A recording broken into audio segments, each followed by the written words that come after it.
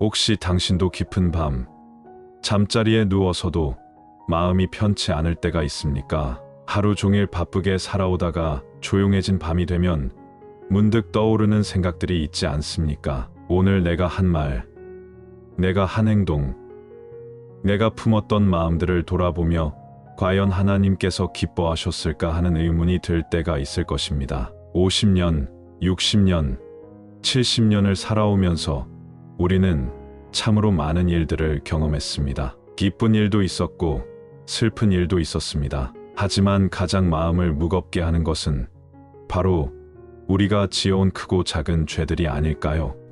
때로는 의도하지 않게, 때로는 알면서도 저질렀던 그 일들이 마음 한구석에 묵직하게 자리 잡고 있는 것을 느낄 때가 있습니다. 젊은 시절에는 그런 것들을 대수롭지 않게 여기며 지나갔을지 모릅니다. 하지만 나이가 들수록, 신앙이 깊어질수록 하나님 앞에서 과연 나는 어떤 존재인가 하는 근본적인 질문이 떠오르게 됩니다. 자녀들을 키우고 손자 손녀들을 보면서 내가 이들에게 정말 좋은 믿음의 유산을 남겨줄 수 있을까 하는 걱정이 들기도 합니다. 교회를 다닌 지 수십 년이 되었지만 과연 내가 참된 그리스도인으로 살아왔는가 하는 회의가 들 때도 있습니다. 이런 마음으로 이 영상을 보고 계신 분들이 계실 것입니다. 오늘 이 시간은 바로 그런 분들을 위한 시간입니다. 하나님께서는 우리 모두를 사랑하시지만 동시에 거룩하신 분이십니다. 그분 앞에서 우리는 정직해야 합니다. 우리의 연약함과 부족함을 인정해야 합니다. 하지만 두려워할 필요는 없습니다. 하나님은 돌아오는 자를 기다리고 계시는 아버지이시기 때문입니다. 탕자의 비유에서 아버지가 멀리서 돌아오는 아들을 보고 달려가 안아주었던 것처럼 하나님도 진심으로 회개하며 돌아오는 우리를 기다리고 계십니다. 오늘 밤 우리는 조용히 하나님 앞에 나아가 우리의 마음을 돌아보는 시간을 갖겠습니다. 혹시 불편하시더라도 끝까지 함께해 주시기 바랍니다. 이 시간이 끝나고 나면 당신의 마음에는 지금까지 경험하지 못했던 평안과 자유함이 있을 것입니다. 핸드폰을 내려놓고 조용한 마음으로 함께 시작해 보겠습니다. 당신이 지금 이 시간에 이 말씀을 듣고 있다는 것은 우연이 아닙니다. 하나님께서 당신의 마음을 건드리고 계시기 때문입니다. 오늘 밤 우리는 함께 깊은 회개의 자리로 나아가려고 합니다. 바로 내 안에 숨겨진 죄를 보게 해달라고 간구하는 시간입니다. 우리는 살아가면서 얼마나 많은 죄를 짓고도 그것을 죄인 줄 모르고 지나가는지 모릅니다. 시편 19편 12절에서 다윗은 이렇게 고백했습니다. 자기 허물을 능히 깨달을 자 누구리요?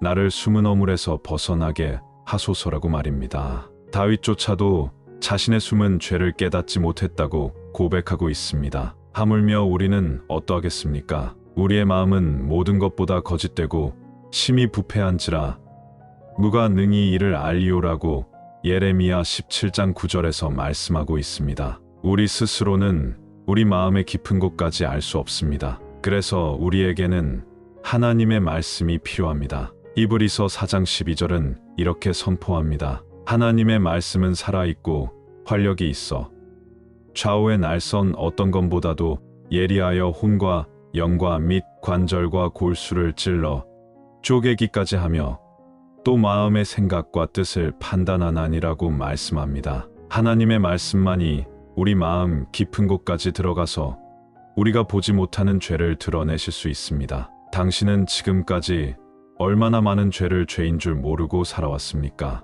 교만한 마음으로 다른 사람을 판단하고 정죄했던 그 순간들을 기억하십니까? 미움과 시기와 질투가 마음에 일어났을 때 그것을 당연하게 여기며 지나쳤던 시간들이 있지 않습니까? 입술로는 사랑한다고 하면서도 마음으로는 미워했던 그 이중적인 모습들을 하나님께서는 다 보고 계셨습니다. 요한일서 1장 8절에서는 만일 우리가 죄가 없다고 하면 스스로 속이고 또 진리가 우리 속에 있지 아니할 것이요라고 경고하고 있습니다. 우리가 죄인이 아니라고 생각하는 순간 우리는 자기 기만에 빠지게 되는 것입니다. 죄를 깨닫는 것은 고통스러운 일입니다. 우리의 자존심이 상하고 우리의 의로움이 무너지는 것 같은 느낌이 듭니다. 하지만 이것이야말로 참된 회개로 나아가는 첫걸음입니다. 죄를 죄로 인정하지 않는다면 용서도 없고 회개도 없습니다. 다윗이 밧세바와 간음하고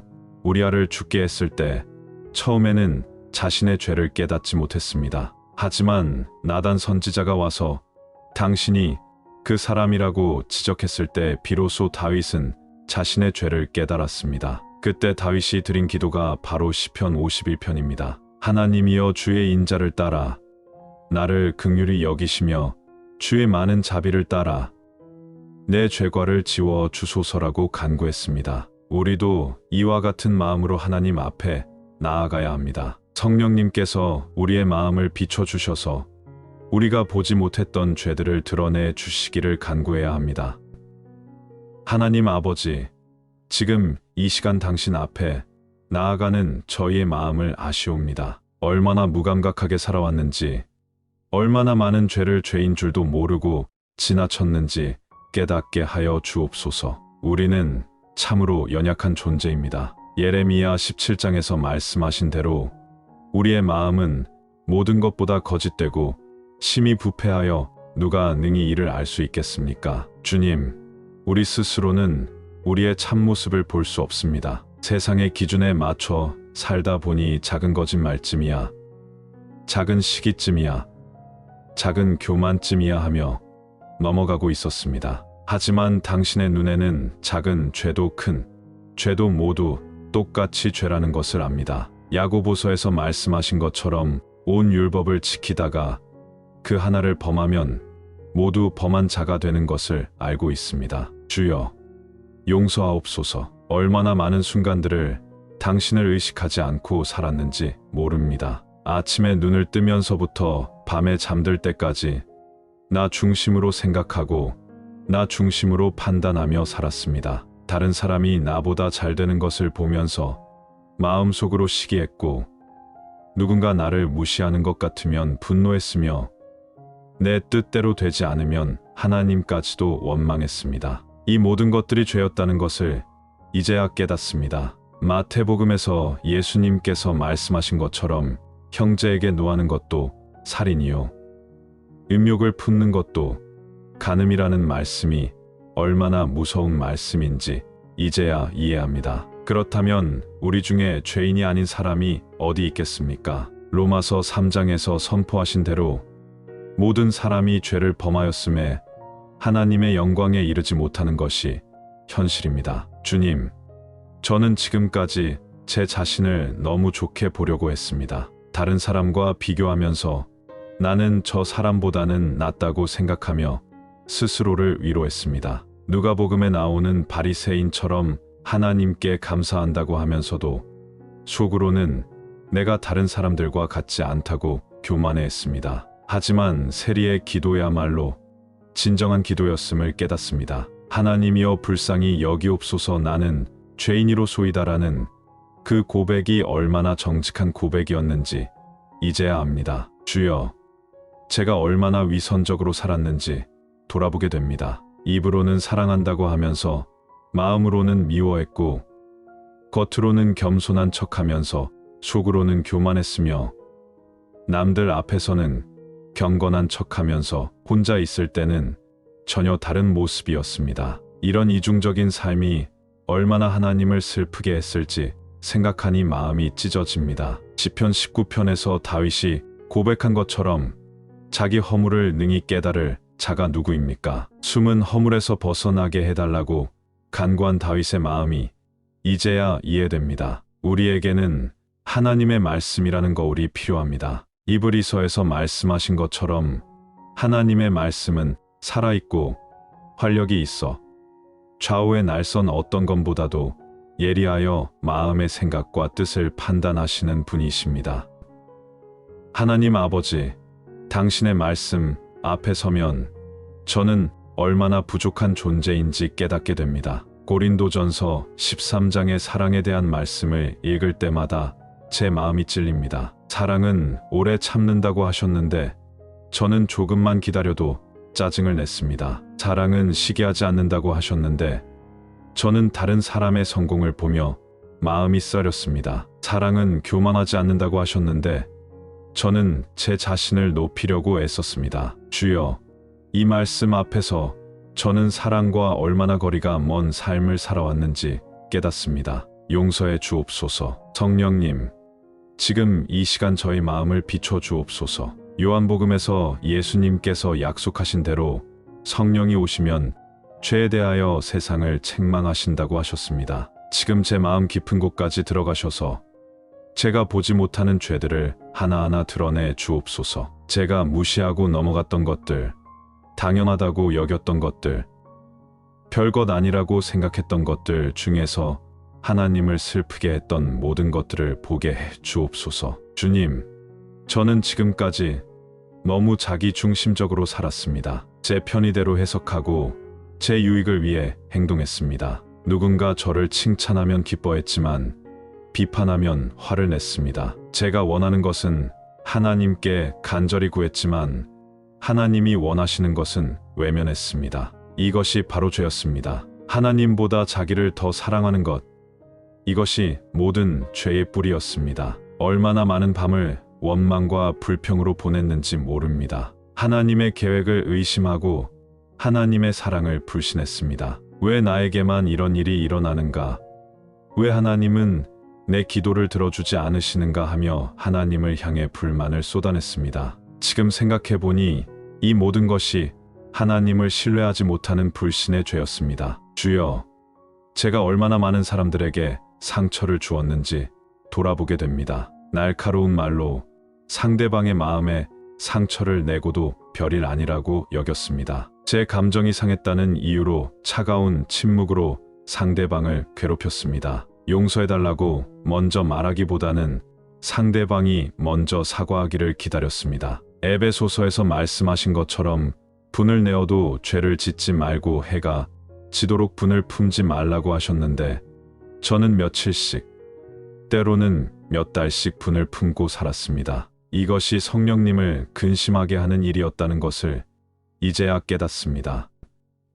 하나님 아버지, 제가 하나님의 자녀라고 하면서도 얼마나 세상과 구별되지 않은 삶을 살았는지 고백합니다. 세상 사람들과 똑같이 욕심내고 질투하고 다투며 살았습니다. 하나님의 영광을 나타내는 삶이 아니라 하나님의 이름을 욕되게 하는 삶을 살았습니다. 갈라디아서에서 말씀하신 육체의 일들이 제 삶에 그대로 나타났습니다. 음행과 더러운 것은 아니라고 해도 원수 맺는 것과 분쟁과 시기와 분냄은 제 삶의 일부였습니다. 주님, 이제라도 늦지 않았다면 저를 변화시켜 주옵소서. 다윗이 시편 51편에서 간구한 것처럼 정한 마음을 창조하시고 정직한 영을 새롭게 하여 주옵소서. 제가 스스로는 변할 수 없습니다. 오직 하나님의 은혜와 성령의 능력으로만 새로운 피조물이 될 수 있습니다. 주님, 이 시간 제 마음을 깊이 들여다보니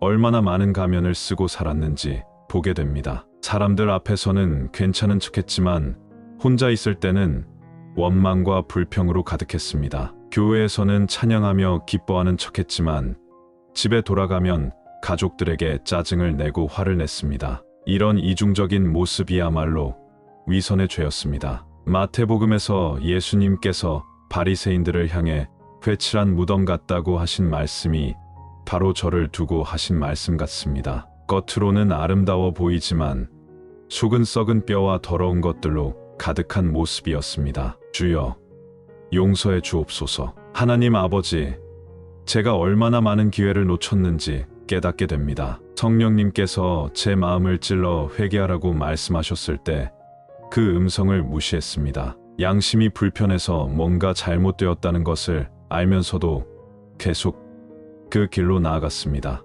하나님의 음성보다 제 욕망의 소리가 더 크게 들렸습니다. 이사야 59장에서 말씀하신 것처럼 제 죄악이 저와 하나님 사이를 갈라놓았고 제 죄가 하나님의 얼굴을 가려서 제게서 듣지 않으시게 했던 것입니다. 그래서 기도해도 응답이 없었고 말씀을 읽어도 은혜가 없었고 예배를 드려도 감동이 없었던 것입니다. 주님, 저는 지금까지 하나님을 사랑한다고 말하면서도 실제로는 저 자신을 더 사랑했습니다. 하나님의 뜻보다 제 뜻을 앞세웠고 하나님의 영광보다 제 명예를 추구했습니다. 십계명 첫 번째가 나 외에는 다른 신들을 내게 두지 말라고 하셨는데 저는 저 자신을 우상으로 섬겼습니다. 제 생각, 제 계획, 제 욕망이 하나님보다 우선순위였습니다. 이것이야말로 가장 근본적인 죄였습니다. 성령님,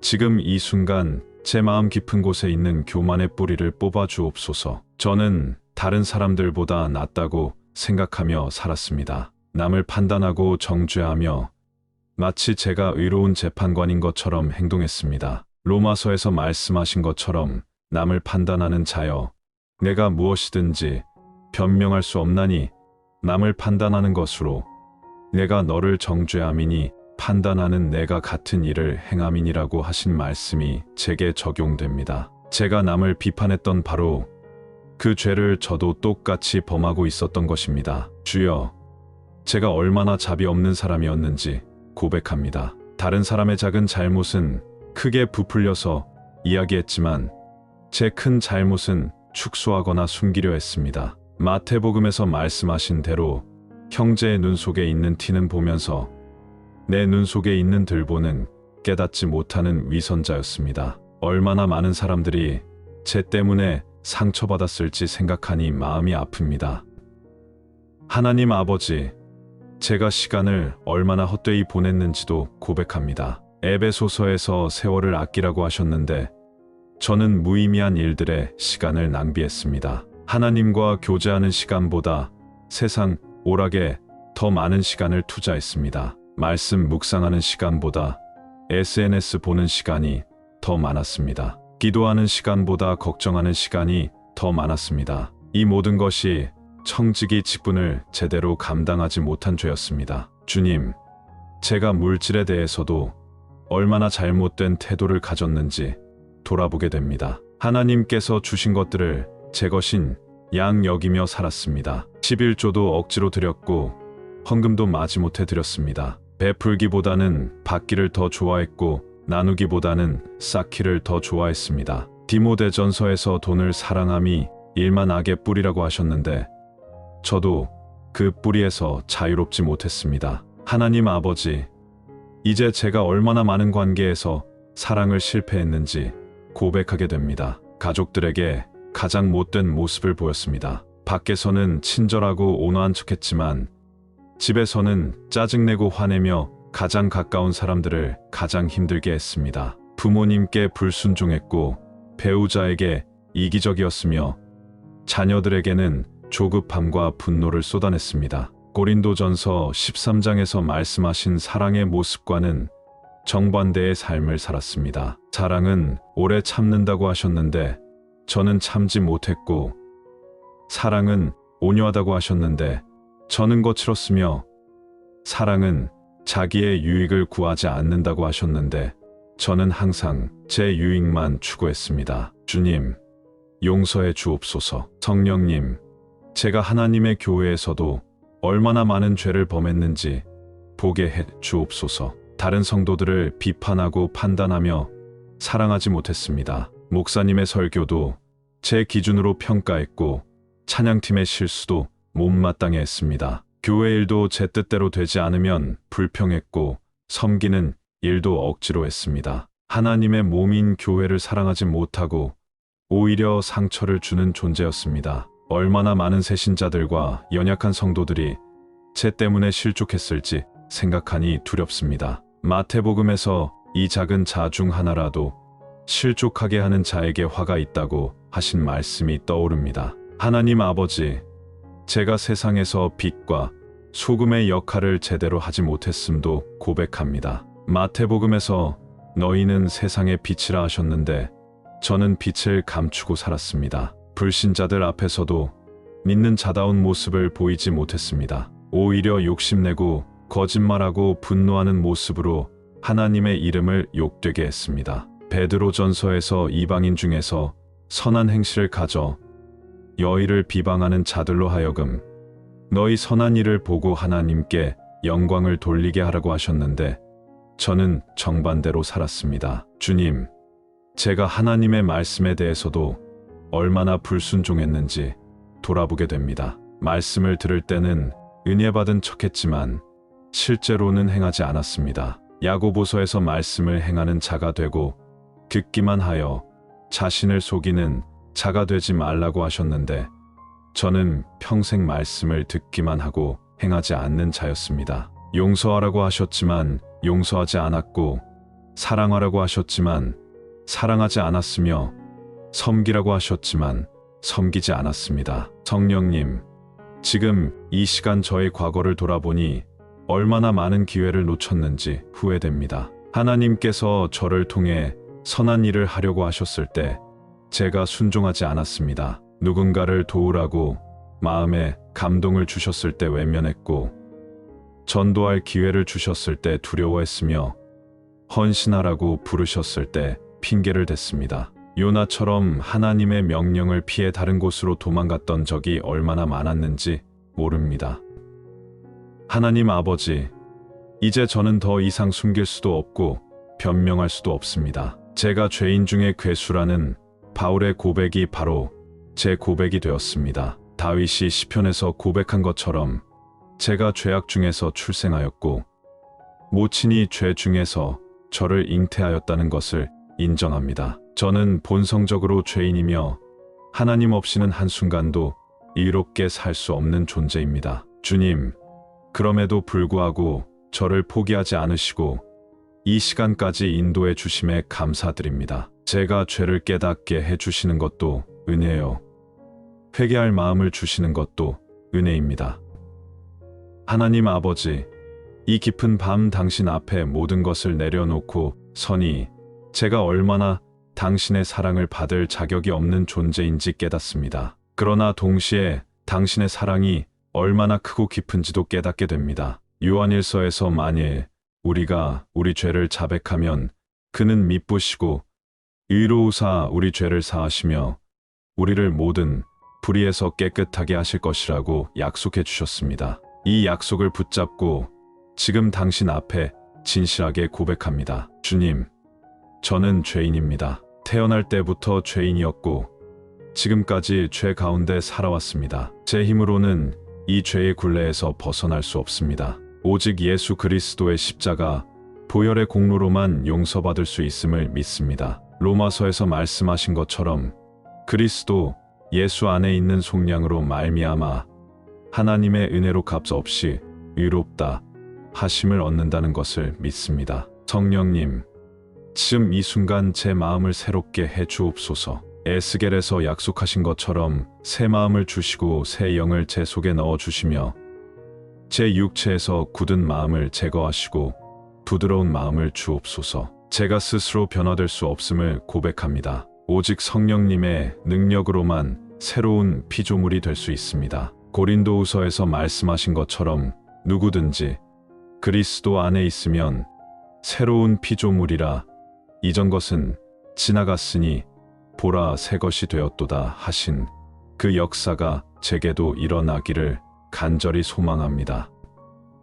하나님 아버지, 앞으로는 제가 깨어있는 모든 순간마다 당신을 의식하며 살기를 원합니다. 제 입에서 나오는 모든 말이 당신께 영광이 되고 제 마음에 품는 모든 생각이 당신을 기쁘시게 하며 제 손으로 행하는 모든 일이 당신의 뜻에 합당하기를 원합니다. 시편에서 다윗이 간구한 것처럼 제 입의 말과 마음의 묵상이 주님 앞에 연락되기를 원합니다. 주님, 제가 지금까지 상처 준 모든 사람들을 용서해 주옵소서. 그리고 저에게도 그들을 진심으로 용서할 수 있는 마음을 주옵소서. 마태복음에서 7번을 70번까지라도 용서하라고 하신 예수님의 말씀을 기억하며 먼저 용서하는 자가 되게 해 주옵소서. 제가 받은 용서가 얼마나 큰지 깨달을 때 다른 사람을 용서하지 못할 이유가 없음을 압니다. 주님,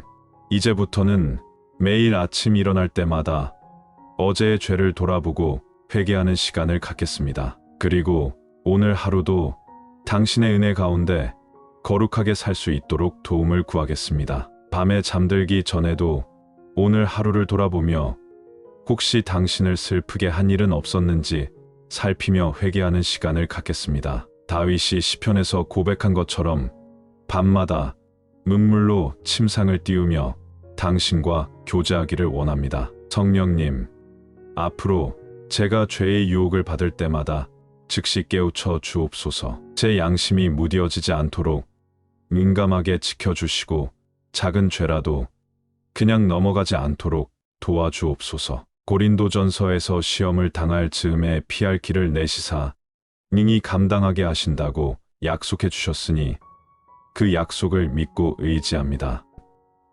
하나님 아버지, 이 기도를 드리는 모든 분들도 이와 같은 은혜를 경험하게 해 주옵소서. 깊은 회개 후에 오는 평안과 자유함을 맛보게 해 주시고 당신과의 관계가 회복되는 기쁨을 누리게 해 주옵소서. 이사야에서 약속하신 것처럼 죄가 주홍 같을지라도 눈과 같이 희어질 것이요 진홍같이 붉을지라도 양털같이 되리라는 그 약속이 모든 사람에게 성취되기를 원합니다. 주님, 오늘 이 시간을 통해 저희가 진정한 회개가 무엇인지 깨달았습니다. 이제 저희 모두는 새로운 출발점에 서 있습니다. 예수 그리스도의 보혈로 깨끗함 받은 하나님의 자녀로서 거룩한 삶을 살아가겠습니다. 이 모든 기도를 우리 주 예수 그리스도의 이름으로 드립니다. 아멘. 지금 이 깊은 밤, 당신이 이 말씀을 듣고 있다는 것은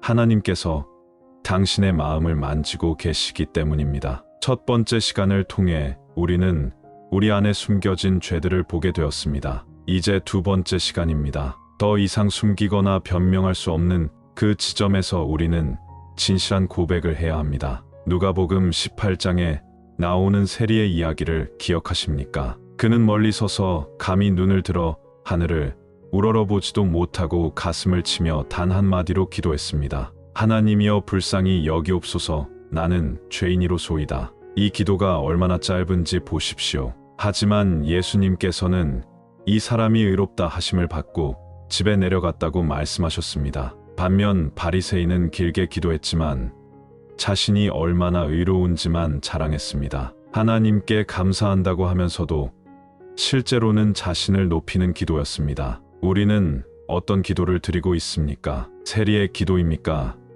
아니면 바리새인의 기도입니까? 진정한 회개는 바로 이 지점에서 시작됩니다. 나는 죄인이라는 고백 말입니다. 이 고백이 얼마나 어려운지 우리는 압니다. 우리의 자존심이 허락하지 않습니다. 우리의 교만이 반발합니다. 하지만 이 고백 없이는 진정한 용서도 없고 진정한 회복도 없습니다. 로마서 3장 23절은 분명히 선포합니다. 모든 사람이 죄를 범하였음에 하나님의 영광에 이르지 못하더니라. 예외는 없습니다. 당신도 예외가 아니고 저도 예외가 아닙니다. 우리 모두는 죄인입니다. 시편 51편은 다윗이 밧세바와 간음하고 우리아를 죽게 한 후 나단 선지자의 책망을 받고 드린 회개의 기도입니다. 이 시편을 읽어보면 다윗의 마음이 얼마나 찢어져 있었는지 느낄 수 있습니다. 하나님이여 주의 인자를 따라 나를 긍휼히 여기시며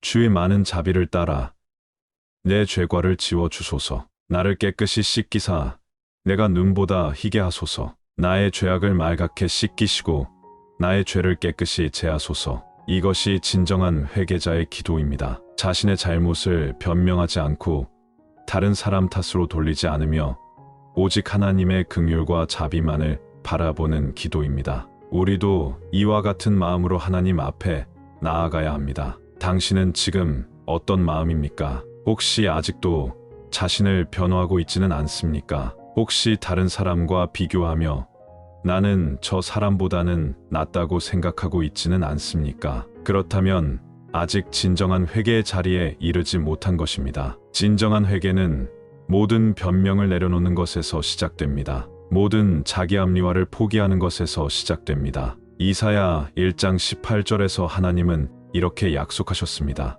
오라, 우리가 서로 변론하자. 너희의 죄가 주홍 같을지라도 눈과 같이 희어질 것이요 진홍같이 붉을지라도 양털같이 희게 되리라. 이 놀라운 약속이 우리에게 주어져 있습니다. 아무리 깊고 더러운 죄라도 하나님께서는 깨끗하게 씻어주실 수 있습니다. 하지만 이 약속을 받기 위해서는 먼저 우리의 죄를 인정해야 합니다. 숨기려 하지 말고 축소하려 하지 말고 있는 그대로 드러내야 합니다. 요한일서 1장 9절에서 만일 우리가 우리 죄를 자백하면 그는 미쁘시고 의로우사 우리 죄를 사하시며 우리를 모든 불의에서 깨끗하게 하실 것이라고 약속하셨습니다. 자백한다는 것은 단순히 죄를 인정하는 것이 아닙니다. 그 죄의 심각성을 깨닫고 그 죄로 인해 하나님께서 얼마나 상처받으셨는지를 아는 것입니다. 하나님 아버지, 이제 저는 제 교만을 고백합니다.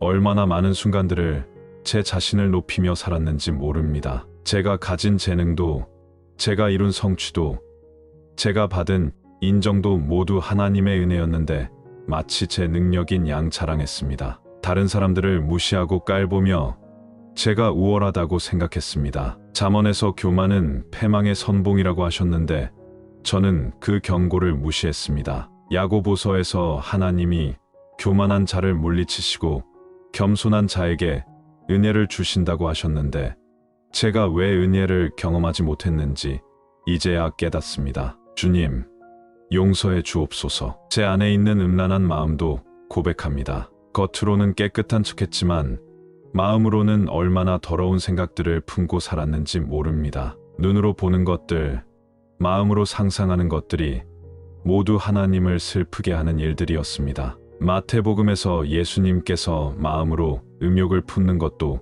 간음이라고 하셨는데 이 기준으로 보면 저는 수없이 간음을 범한 자입니다. 이 더러운 마음을 용서해 주옵소서. 주님, 제 안에 있는 미움과 원망도 고백합니다. 저를 아프게 했던 사람들을 향해 얼마나 많은 밤을 미워하며 보냈는지 모릅니다. 복수하고 싶은 마음, 그들이 실패하기를 바라는 마음, 그들의 고통을 기뻐하는 마음들로 가득했습니다. 요한일서에서 형제를 미워하는 자는 어둠에 거한다고 하셨는데 저는 바로 그 어둠 속에 살고 있었습니다. 에베소서에서 해가 지도록 분을 품지 말라고 하셨는데 저는 며칠씩, 때로는 몇 달씩 분을 품고 살았습니다. 용서해 주옵소서. 제 안에 있는 거짓과 위선도 고백합니다. 사람들 앞에서는 다른 모습을 보이고 혼자 있을 때는 전혀 다른 모습이었습니다. 입으로는 사랑한다고 하면서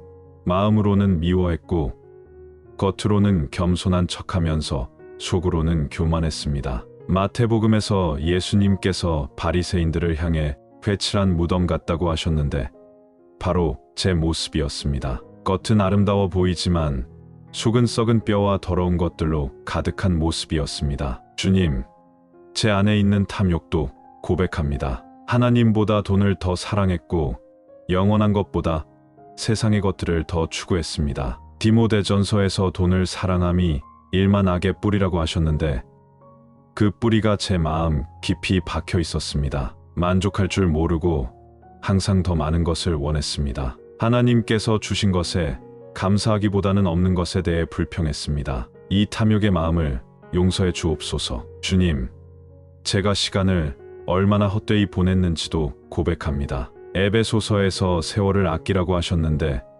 저는 하나님과 교제하는 시간보다 무의미한 일들에 더 많은 시간을 투자했습니다. 스마트폰을 보며 시간을 낭비하고 세상 오락에 빠져 지내며 정작 중요한 것들은 뒤로 미뤘습니다. 하나님께서 제게 주신 하루 24시간이 얼마나 귀한 선물인지 깨닫지 못했습니다. 그 시간들을 되돌릴 수 없다는 것을 생각하니 후회가 밀려옵니다. 용서해 주옵소서. 제가 말로 얼마나 많은 죄를 범했는지도 고백합니다. 야고보서에서 혀는 작은 지체로 돼 큰 것을 자랑한다고 하셨고 혀로 우리가 주 아버지를 찬송하고 또 그것으로 하나님의 형상대로 지음을 받은 사람을 저주한다고 하셨습니다. 제 입에서 나온 말들을 돌아보니 얼마나 많은 상처를 주었는지 모릅니다. 험담하고 비방하며 거짓말하고 과장했습니다. 화가 날 때는 칼날 같은 말로 상대방의 마음을 찔렀습니다. 잠언에서 생각 없이 말하여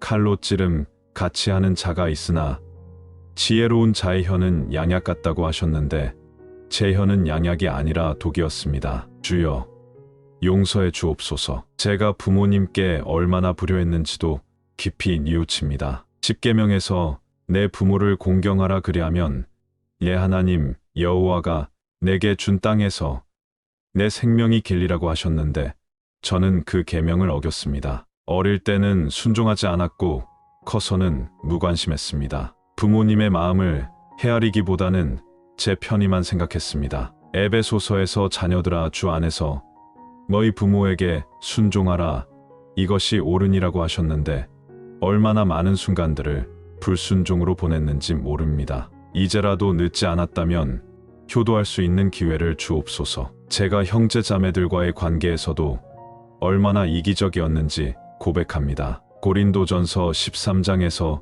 사랑은 자기의 유익을 구하지 않는다고 하셨는데 저는 항상 제 유익만 추구했습니다. 형제가 어려울 때 외면했고 도움이 필요할 때 모른 척했습니다. 요한일서에서 형제를 사랑하지 아니하는 자는 하나님을 사랑할 수 없다고 하셨는데 제가 하나님을 사랑한다고 말할 자격이 있는지 의문입니다. 용서해 주옵소서. 주님, 제가 하나님의 교회에서도 얼마나 많은 잘못을 범했는지 고백합니다. 다른 성도들을 비판하고 판단하며 분열을 일으켰습니다. 고린도전서에서 교회는 그리스도의 몸이라고 하셨는데 저는 그 몸에 상처를 주는 존재였습니다. 목사님을 존경하지 않았고 교회 지도자들을 험담했습니다. 이브리서에서 너희를 인도하는 자들에게 순종하고 복종하라고 하셨는데 저는 반항하고 불평했습니다. 예배 시간에도 마음으로 참여하지 않고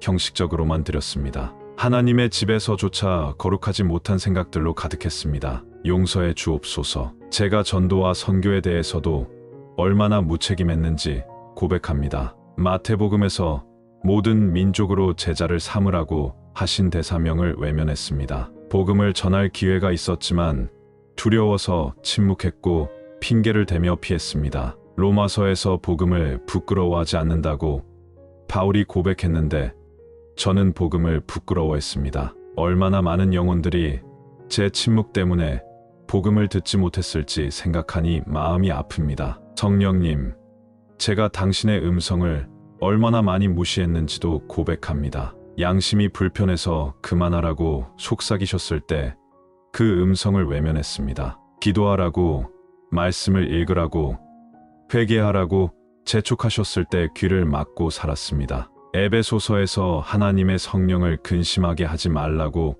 경고하셨는데 저는 계속해서 성령님을 근심하게 했습니다. 데살로니가전서에서 성령을 소멸하지 말라고 하셨는데 제 불순종으로 성령의 역사를 막았습니다. 용서해 주옵소서. 제가 가난하고 소외된 이웃들을 외면한 것도 고백합니다. 야고보서에서 하나님 아버지 앞에서 정결하고 더러움이 없는 경건은 고아와 과부를 그 환난 중에 돌보는 것이라고 하셨는데 저는 그들의 아픔에 무관심했습니다. 마태복음에서 지극히 작은 자 하나에게 한 것이 곧 내게 한 것이라고 예수님께서 말씀하셨는데 저는 그 작은 자들을 외면했습니다. 제 여유가 있을 때도 나누지 않았고 베풀지 않았습니다. 이사야에서 줄인 자에게 내 양식을 나누어 주며 유리하는 빈민을 집에 드리는 것이라고 하셨는데 저는 문을 닫고 살았습니다. 주님,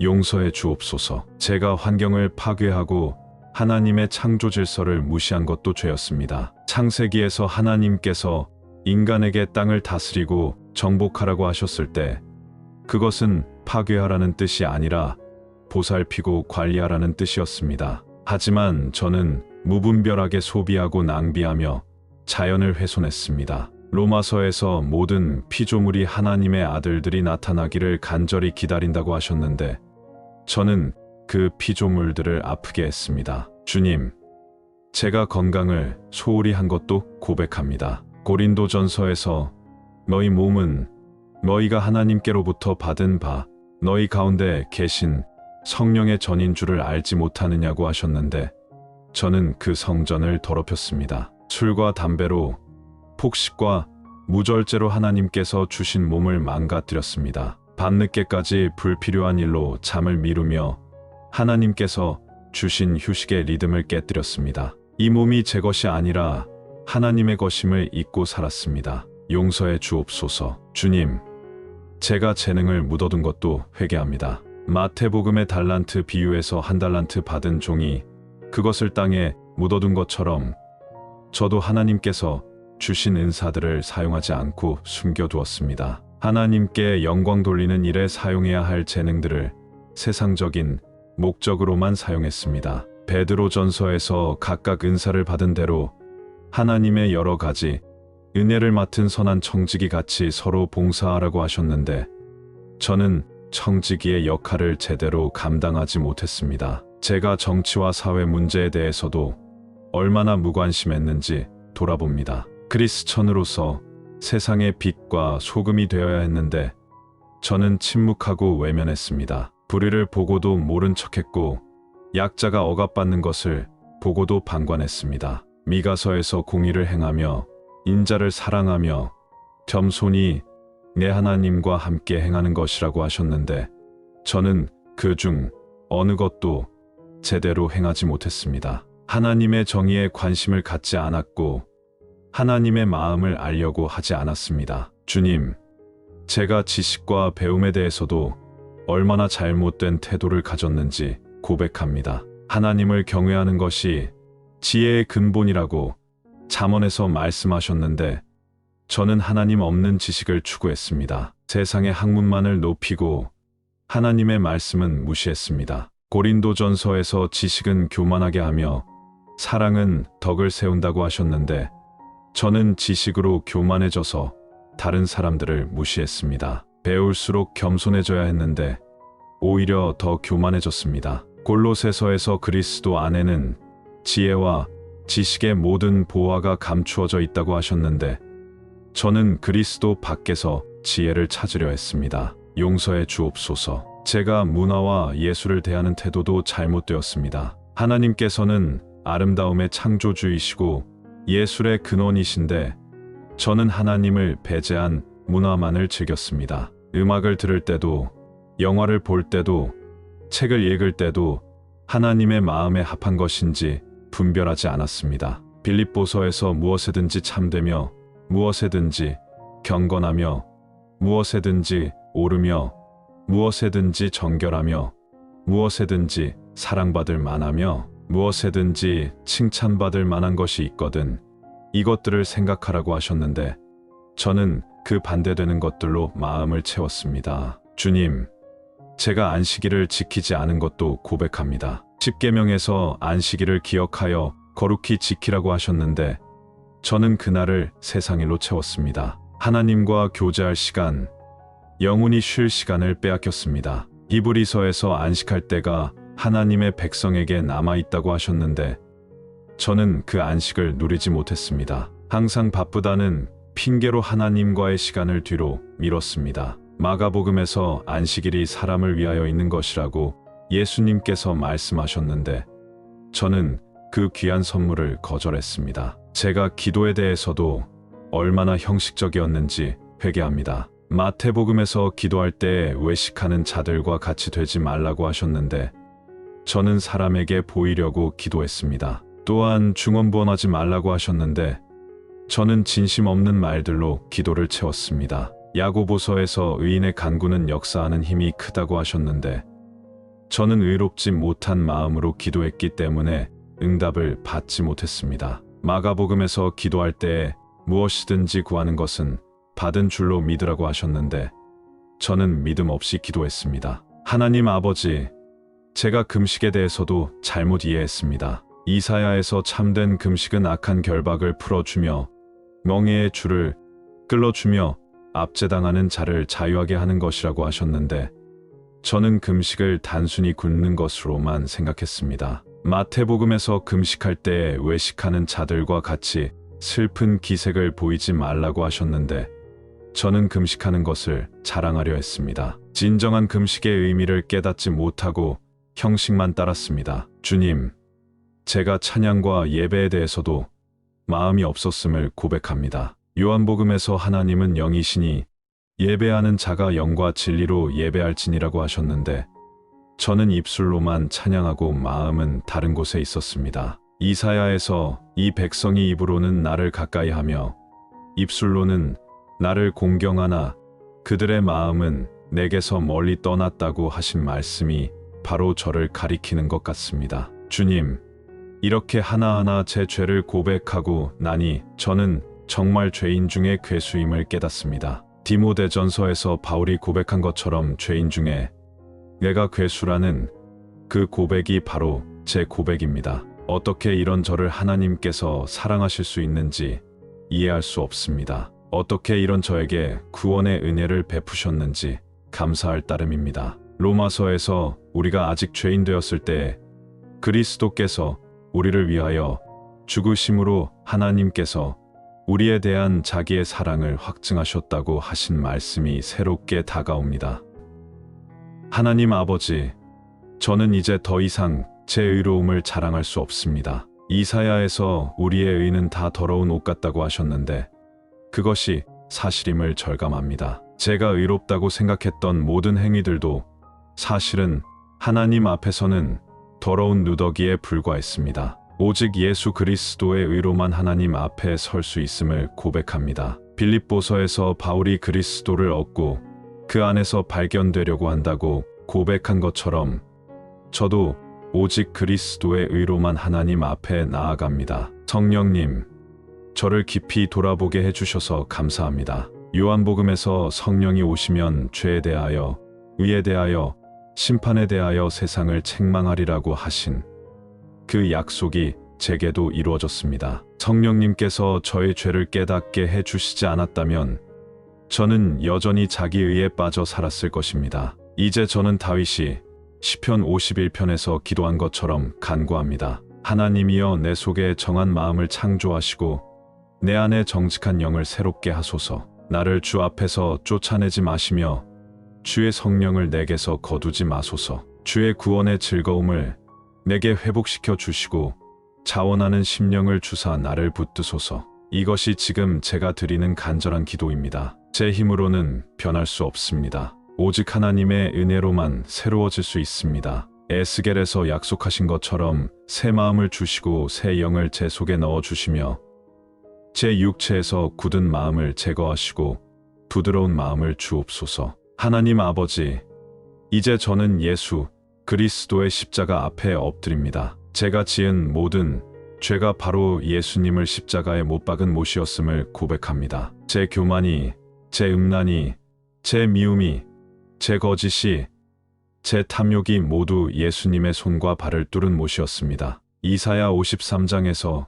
그가 찔림은 우리의 허물 때문이요 그가 상함은 우리의 죄악 때문이라고 하신 말씀이 이제야 실감납니다. 갈라디아서에서 바울이 내가 그리스도와 함께 십자가에 못 박혔나니라고 고백한 것처럼 저도 제 옛사람이 그리스도와 함께 십자가에 못 박히기를 원합니다. 로마서에서 우리가 그의 죽으심과 합하여 세례를 받음으로 그와 함께 장사되었다고 하신 것처럼 제 죄도 그리스도와 함께 무덤에 묻히기를 원합니다. 주님, 이 깊은 회개를 통해 저는 새로운 사람이 되기를 소망합니다. 고린도후서에서 누구든지 그리스도 안에 있으면 새로운 피조물이라 이전 것은 지나갔으니 보라 새 것이 되었도다 하신 그 약속을 믿습니다. 제가 이 자리에서 진정으로 거듭나서 하나님의 자녀답게 살기를 원합니다. 이 모든 고백과 회개를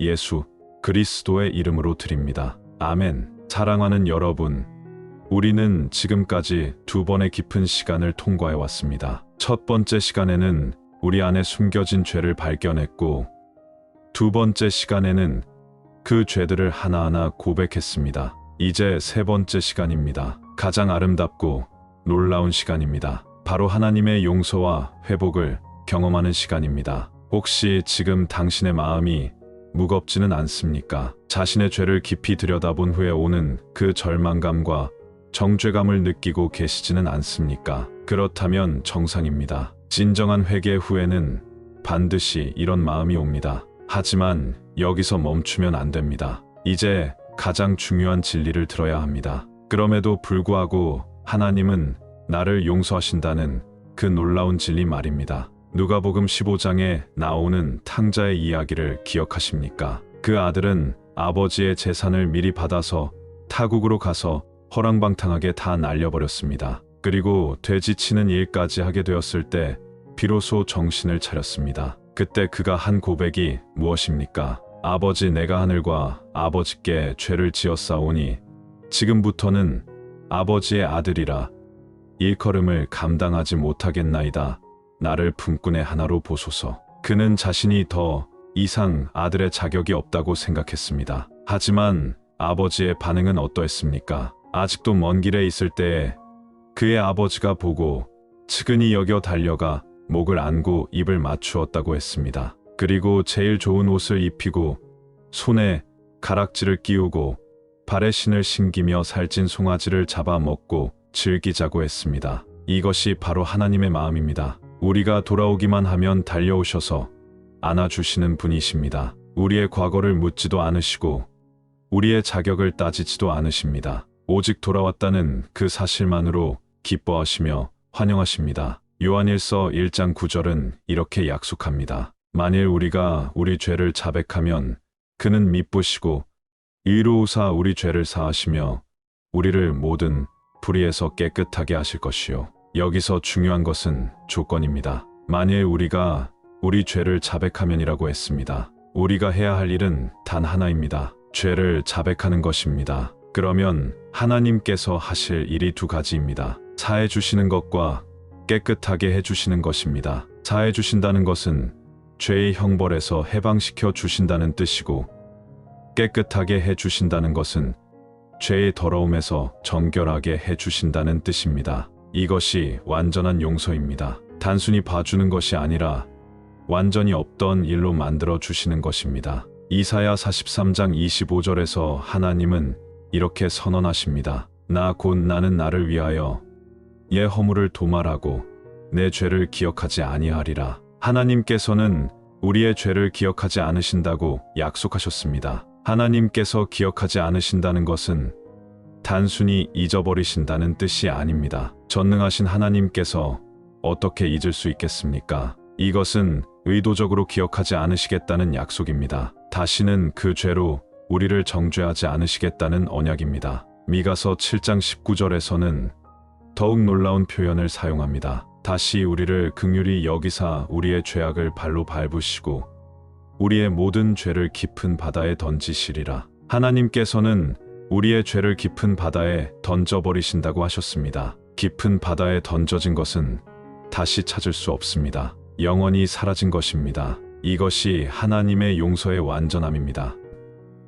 하나님 아버지, 이 진리가 저에게는 너무 크고 놀라워서 믿어지지가 않습니다. 제가 그토록 많은 죄를 지었는데 정말로 용서해 주시겠습니까? 제가 그토록 하나님을 슬프게 했는데 정말로 다시 받아주시겠습니까? 그럼에도 불구하고 당신의 말씀은 분명합니다. 이사야 1장 18절에서 너희의 죄가 주홍 같을지라도 눈과 같이 희어질 것이요 진홍같이 붉을지라도 양털같이 희게 되리라고 약속하셨습니다. 아무리 깊고 더러운 죄라도 하나님의 용서 앞에서는 눈처럼 희어진다는 것입니다. 로마서 8장 1절은 이렇게 선포합니다. 그러므로 이제 그리스도 예수 안에 있는 자에게는 결코 정죄함이 없나니, 결코 정죄함이 없다는 것입니다. 한 번도 아니고 결코 없다는 것입니다. 이것이 예수 그리스도를 믿는 모든 사람에게 주어진 특권입니다. 우리는 더 이상 죄인이 아닙니다. 하나님의 자녀입니다. 성령님, 제가 이 진리를 마음 깊이 받아들일 수 있도록 도와주옵소서. 제 머리로는 이해하지만 제 마음이 아직 받아들이지 못하고 있습니다. 여전히 정죄감이 남아있고 여전히 자책하는 마음이 있습니다. 하지만 이것은 하나님의 음성이 아니라 사탄의 속삭임임을 압니다. 요한계시록 12장 10절에서 사탄을 우리 형제들을 참소하던 자라고 부르지 않았습니까? 사탄은 끊임없이 우리를 정죄하고 참소합니다. 하지만 하나님은 용서하시고 회복시키십니다. 누가복음 15장에서 잃어버린 양의 비유를 보십시오. 목자는 99마리를 들에 두고 그 잃어버린 한 마리를 찾을 때까지 찾아다닙니다. 그리고 찾으면 즐거워하여 어깨에 메고 집에 와서 친구들과 이웃들을 불러 모으고 나와 함께 즐기자.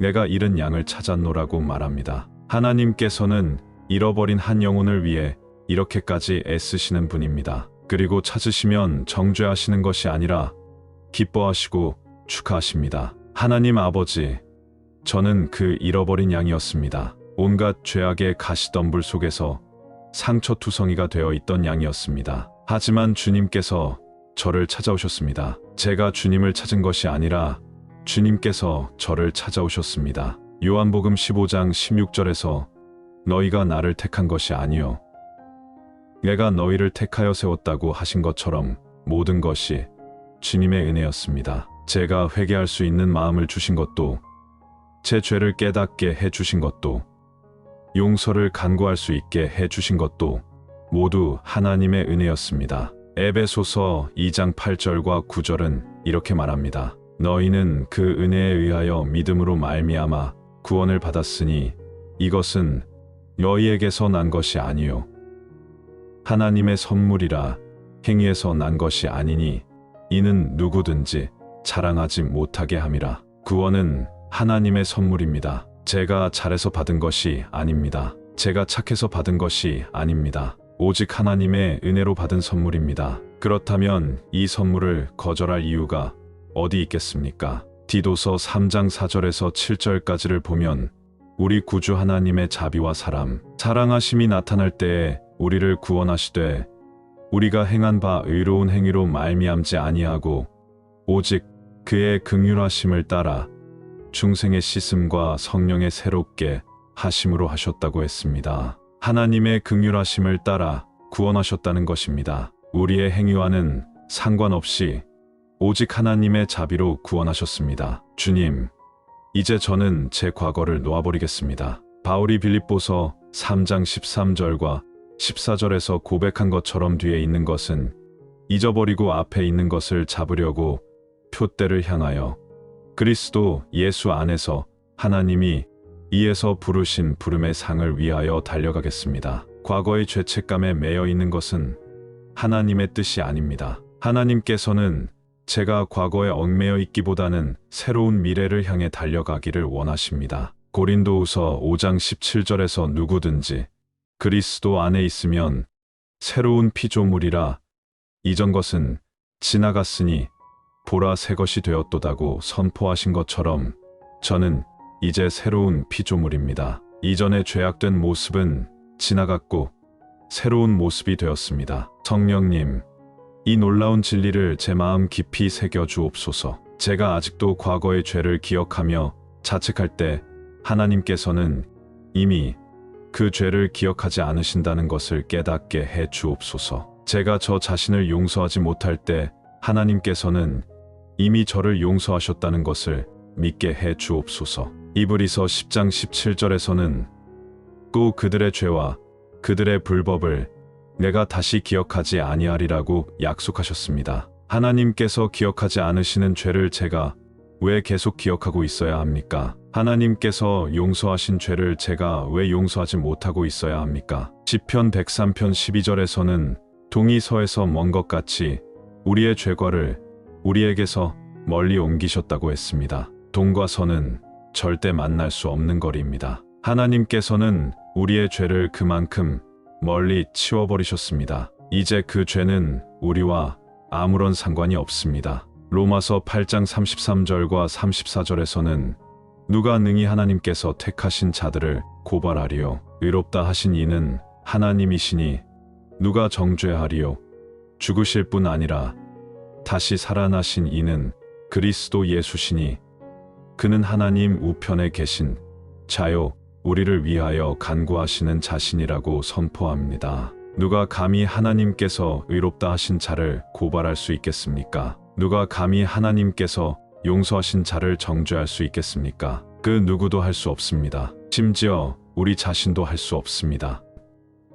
하나님 아버지, 저는 이제 확신합니다. 제가 용서받았다는 것을 확신합니다. 제가 하나님의 자녀라는 것을 확신합니다. 제게 영생이 있다는 것을 확신합니다. 요한일서 5장 13절에서 내가 하나님의 아들의 이름을 믿는 너희에게 이것을 쓰는 것은 너희로 하여금 너희에게 영생이 있음을 알게 하려 함이라고 했습니다. 알게 하려 함이라고 했습니다. 추측이 아니라 확신입니다. 의심이 아니라 믿음입니다. 저는 영생이 있습니다. 저는 하나님의 자녀입니다. 저는 용서받은 자입니다. 이것이 복음의 능력입니다. 로마서 1장 16절에서 내가 복음을 부끄러워하지 아니하노니 이 복음은 모든 믿는 자에게 구원을 주시는 하나님의 능력이라고 했습니다. 복음은 하나님의 능력입니다. 죄인을 의인으로 만드는 능력입니다. 죽은 자를 살리는 능력입니다. 절망을 희망으로 바꾸는 능력입니다. 성령님, 이제 저는 새로운 삶을 시작하겠습니다. 과거의 죄책감에서 벗어나 하나님의 자녀답게 살겠습니다. 갈라디아서 2장 20절에서 바울이 고백한 것처럼 내가 그리스도와 함께 십자가에 못 박혔나니 그런즉 이제는 내가 사는 것이 아니요 오직 내 안에 그리스도께서 사시는 것이라. 이제 내가 육체 가운데 사는 것은 나를 사랑하사 나를 위하여 자기 자신을 버리신 하나님의 아들을 믿는 믿음 안에서 사는 것이라고 고백하겠습니다. 옛사람은 그리스도와 함께 십자가에 못 박혔고 이제는 그리스도께서 제 안에 살아계십니다. 하나님 아버지, 이 놀라운 은혜를 베풀어 주셔서 감사합니다. 제가 이 은혜를 받을 자격이 전혀 없음에도 불구하고 값없이 주셨습니다. 로마서 3장 24절에서 그리스도 예수 안에 있는 속량으로 말미암아 하나님의 은혜로 값없이 의롭다 하심을 얻는다고 하신 것처럼 모든 것이 값없는 은혜였습니다. 제가 무엇을 지불한 것도 없고 제가 무엇을 행한 것도 없습니다. 오직 예수 그리스도께서 제 대신 모든 값을 지불해 주셨습니다. 고린도전서 6장 20절에서 값으로 산 것이 되었으니 그런즉 너희 몸으로 하나님께 영광을 돌리라고 했습니다. 저는 값으로 산받은 자입니다. 예수님의 보혈의 값으로 산받은 자입니다. 그렇다면 이제 제가 해야 할 일은 무엇입니까? 하나님께 영광을 돌리는 것입니다. 제 몸과 제 마음과 제 삶 전체로 하나님께 영광을 돌리는 것입니다. 주님, 앞으로 제가 살아갈 날들이 모두 하나님께 영광이 되기를 원합니다. 과거에는 죄로 하나님을 슬프게 했지만 이제부터는 순종으로 하나님을 기쁘시게 하겠습니다. 과거에는 이기적으로 살았지만 이제부터는 사랑으로 살겠습니다. 과거에는 미워했지만 이제부터는 용서하겠습니다. 과거에는 교만했지만 이제부터는 겸손하겠습니다. 마태복음 5장 16절에서 이같이 너희 빛이 사람 앞에 비치게 하여 그들로 너희 착한 행실을 보고 하늘에 계신 너희 아버지께 영광을 돌리게 하라고 하신 것처럼 제 삶이 빛이 되어 다른 사람들로 하여금 하나님께 영광을 돌리게 하겠습니다. 베드로전서 2장 9절에서 그러나 너희는 택하신 족속이요 왕같은 제사장들이요 거룩한 나라요 그의 소유가 된 백성이니 이는 너희를 어둠에서 불러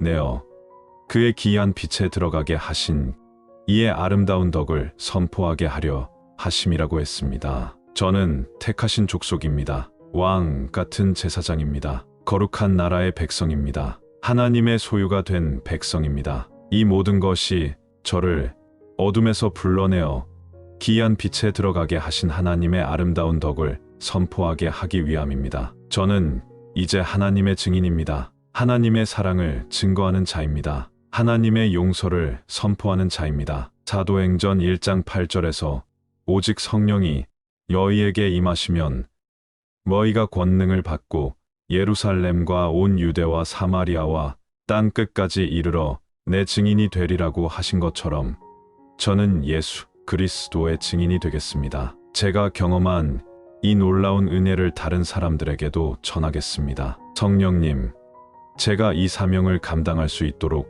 능력을 주옵소서. 제 힘으로는 할 수 없지만 성령님의 능력으로는 할 수 있습니다. 스가랴 4장 6절에서 이는 힘으로 되지 아니하며 능력으로 되지 아니하고 오직 나의 영으로 되느니라고 하신 것처럼 성령님의 능력으로 이 일을 감당하겠습니다. 하나님 아버지, 혹시 지금 이 말씀을 듣는 분 중에 아직도 자신이 용서받을 수 없다고 생각하는 분이 계시다면 그 분에게 말씀해 주옵소서. 어떤 죄라도 예수 그리스도의 보혈보다 큰 죄는 없다는 것을 깨닫게 해 주옵소서. 로마서 5장 20절에서 죄가 더한 곳에 은혜가 더욱 넘쳤다고 하신 것처럼 죄가 클수록 은혜도 더 크다는 것을 알게 해 주옵소서. 디모데전서 1장 15절에서 바울이 죄인 중에 내가 괴수라고 고백했지만 그럼에도 불구하고 긍휼을 입었다고 증거한 것처럼 어떤 죄인이라도 하나님의 긍휼을 받을 수 있다는 것을 믿게 해 주옵소서. 주님, 이제 저는 매일 아침 이 은혜를 기억하며 하루를 시작하겠습니다. 제가 누구인지, 제가 어떤 신분인지, 제게 어떤 소망이 있는지를 기억하며 살겠습니다. 골로새서 3장 1절에서 그러므로 너희가 그리스도와 함께 다시 살리심을 받았으면 이의 것을 찾으라 거기는 그리스도께서 하나님 우편에 앉아 계시느니라고 하신 것처럼 위의 것을 찾으며 살겠습니다. 세상의 것에 마음을 빼앗기지 않고 하늘의 것에 마음을 두고 살겠습니다. 빌립보서 4장 8절에서 끝으로 형제들아 무엇에든지 참되며 무엇에든지 경건하며 무엇에든지 옳으며 무엇에든지 정결하며 무엇에든지 사랑받을 만하며 무엇에든지 칭찬받을 만한 것이 있거든 이것들을 생각하라고 하신 것처럼 좋은 것들을 생각하며 살겠습니다. 성령님, 제가 혹시 다시 죄에 빠질 때가 있다면 즉시 깨우쳐 주옵소서. 고린도전서 10장 13절에서 사람이 감당할 시험 밖에는 너희가 당한 것이 없나니 오직 하나님은 미쁘사 너희가 감당하지 못할 시험 당함을 허락하지 아니하시고 시험 당할 즈음에 또한 피할 길을 내사 여의로 능히 감당하게 하시느니라고 약속하신 것처럼 시험이 올 때마다 피할 길을 열어 주옵소서. 그리고 혹시 넘어진다 하더라도 다시 일어날 수 있는 은혜를 주옵소서. 미가서 7장 8절에서 나의 원수여 나로 인하여 기뻐하지 말지어다 나는 엎드러질지라도 일어날 것이요 어둠에 앉을지라도 여호와께서 나의 빛이 되실 것이미로다라고 고백한 것처럼 넘어져도 다시 일어나는 은혜를 주옵소서. 하나님 아버지, 이 놀라운 용서의 은혜를 주셔서 감사합니다. 이 은혜가 헛되지 않도록 남은 평생을 하나님께 영광 돌리는 삶으로 살겠습니다. 고린도전서 15장 10절에서 바울이 고백한 것처럼 나의 나 된 것은 하나님의 은혜로 된 것이니 내게 주신 그의 은혜가 헛되지 아니하여 내가 모든 사도보다 더 많이 수고하였으되 내가 아니요 오직 나와 함께 하신 하나님의 은혜로라고 고백하겠습니다. 제게 주신 하나님의 은혜가 헛되지 않도록 더욱 힘써 주님을 섬기겠습니다. 주님, 이제 이 시간을 마무리하면서 제 마음에는 평안이 넘칩니다. 요한복음 14장 27절에서 평안을 너희에게 끼치노니 곧 나의 평안을 너희에게 주노라. 내가 너희에게 주는 것은 세상이 주는 것과 같지 아니하니 너희는 마음에 근심하지도 말고 두려워하지도 말라고 하신 그 평안이 제 마음을 가득 채웁니다. 이것은 세상이 줄 수 없는 평안입니다. 죄 사함 받은 자만이 누릴 수 있는 평안입니다. 하나님과 화목하게 된 자만이 경험할 수 있는 평안입니다. 로마서 5장 1절에서 그러므로 우리가 믿음으로 의롭다 하심을 받았으니 우리 주 예수 그리스도로 말미암아 하나님과 화평을 누리자고 하신 것처럼 저는 이제 하나님과 화평을 누립니다. 더 이상 하나님을 두려워하지 않습니다. 더 이상 하나님을 피하지 않습니다. 오히려 하나님께 가까이 나아갑니다. 히브리서 4장 16절에서 그러므로 우리는 긍휼하심을 받고 때를 따라 돕는 은혜를 얻기 위하여 은혜의 보좌 앞에 담대히 나아갈지어다라고 하신 것처럼 이제 저는 담대히 하나님 앞에 나아갑니다. 성령님, 이 놀라운 은혜를 경험한 모든 분들이 새로운 삶을 시작할 수 있도록 도와주옵소서. 과거에 얽매이지 않고 미래를 향해 담대히 나아갈 수 있게 해 주옵소서. 데살로니가후서 2장 16절과 17절에서 우리 주 예수 그리스도와 우리를 사랑하시고 영원한 위로와 좋은 소망을 은혜로 주신 하나님, 우리 아버지께서 너희 마음을 위로하시고 모든 선한 일과 말에 굳건하게 하시기를 원하노라고 하신 것처럼 모든 선한 일과 말에 굳건하게 세워주옵소서. 하나님 아버지, 저희가 지금까지 3번의 깊은 시간을 통과해 왔습니다. 첫 번째 시간에는 우리의 죄를 발견했고, 두 번째 시간에는 그 죄를 고백했으며, 세 번째 시간에는 용서와 회복을 경험했습니다. 이것이 바로 진정한 회개의 과정입니다. 이것이 바로 하나님께서 원하시는 회개입니다. 요엘서 2장 12절과 13절에서 그러므로 이제라도 너희는 마음을 다하고 금식하며 울며 애통하며 내게로 돌아오라. 너희는 옷을 찢지 말고 마음을 찢고 너희 하나님 여호와께로 돌아올지어다. 그는 은혜로우시며 자비로우시며 노하기를 더디하시며 이내가 크시사 뜻을 돌이켜 재앙을 내리지 아니하시나니라고 하신 것처럼 하나님은 돌아오는 자를 기다리고 계십니다. 마음을 찢고 돌아오는 자에게 은혜와 자비를 베푸십니다. 주님, 이제 이 밤이 지나가고 새로운 아침이 오면 저희는 새로운 사람으로 살아가겠습니다. 예레미야 애가 3장 23절에서 이것이 아침마다 새로우니 주의 성실하심이 크시도소이다라고 하신 것처럼 매일 아침 새로운 은혜로 시작하겠습니다. 이 모든 은혜와 감사를 우리 주 예수 그리스도의 이름으로 드립니다. 아멘. 사랑하는 여러분, 우리는 지금까지 깊고 긴 여행을 함께 해왔습니다. 첫 번째 시간에는 우리 안에 숨겨진 죄를 발견했습니다. 우리 스스로는 볼 수 없었던 교만과 이기심, 미움과 원망, 그리고 하나님보다 자신을 더 사랑했던 그 마음들을 하나님의 말씀의 빛으로 비춰보았습니다. 두 번째 시간에는 그 죄들을 하나하나 고백했습니다. 나는 죄인입니다라는 정직한 고백을 통해 누가복음의 세리처럼 하나님의 긍휼을 간구했습니다. 그리고 세 번째 시간에는 가장 아름다운 진리를 경험했습니다. 그럼에도 불구하고 하나님은 나를 용서하신다는 그 놀라운 은혜를 확인했습니다. 지금 당신은 용서받았습니다. 이것은 감정이 아닙니다. 이것은 하나님의 약속입니다. 요한일서에서 만일 우리가 우리 죄를 자백하면 그는 미쁘시고 의로우사 우리 죄를 사하시며 우리를 모든 불의에서 깨끗하게 하실 것이라고 약속하셨습니다. 당신이 진심으로 회개했다면 하나님께서는 이미 용서하셨습니다. 이제 자유하십시오.